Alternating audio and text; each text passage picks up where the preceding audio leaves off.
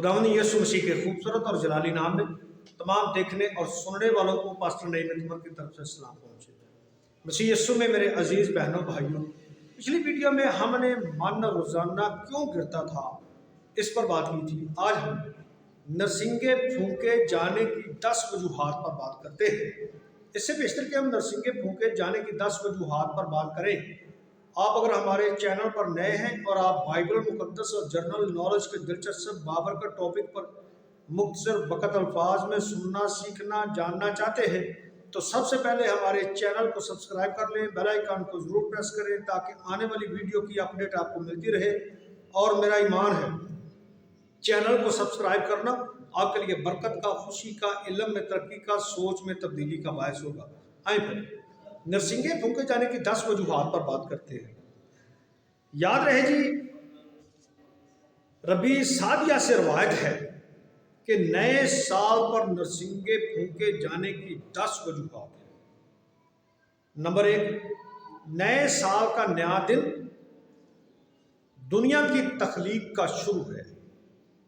जब खुदा ने दुनिया पर हुकूमत शुरू की, इसलिए इसके आगाज में नरसिंगे फूंके जाते थे। और नंबर 2, नए साल के पहले 10 दिन कफारा के दिन हैं, इसलिए नरसिंगे की आवाज ऐलान या आगाह करती थी कि हम खुदा की तरफ रजू लाएं और अपने गुनाहों से तौबा करें। और नंबर 3, नरसिंगे की आवाज कोई सेना पर दी गई शरीयत की याद दिलाती है, क्योंकि खुरूज 19वें बाब की आयत नंबर 16 में लिखा है, और करनाई की आवाज़ बहुत बुलंद हुई। नरसिंगे की आवाज़ हमें इलाही अहकाम की अदायगी के लिए नए सिरे से तैयार करती है।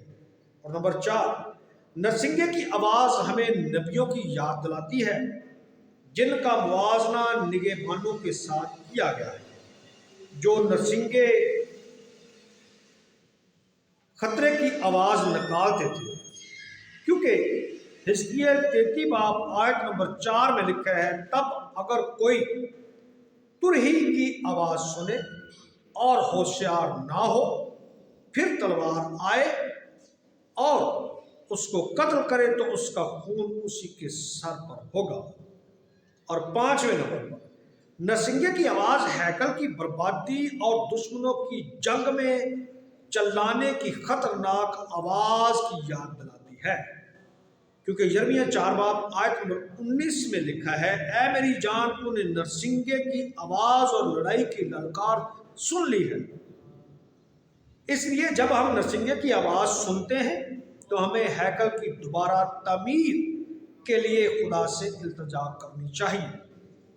6ठे नंबर पर नरसिंगे की आवाज़ हमें इज़हाक के रस्सियों पर मज़बे पर बांधे जाने की याद दिलाती है, जिसने कादिर मुतलक खुदा को जलाल देने के लिए अपनी मर्जी, अपने आप को रज़ाकाराना तौर पर कुर्बानी के लिए पेश कर दिया।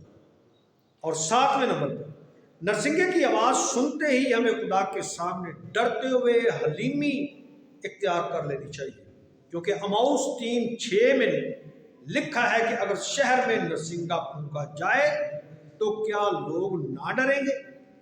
8वें नंबर पर नरसिंगे की आवाज़ हमें अदालत के अजीम हौलनाक दिन की याद दिलाती है, क्योंकि सफनिया 1 बाब आयत नंबर 14 तक 16 में लिखा है, खुदावन का रोज़े अजीम करीब है और शताबी से आता है नरसिंगे और ललकार का दिन। 9वें नंबर पर नरसिंगे की आवाज़ हमें याद दिलाती है कि हम उस वक़्त के लिए दुआ करें जब इस्राएल के जलावतन इकट्ठे जमा होंगे, क्योंकि यशायाह 27वें बाब की आयत नंबर 13 में लिखा है, उस रोज़ नरसिंगा फूंका जाएगा और जो अशूर और मिस्र में जलावतन हैं आएंगे।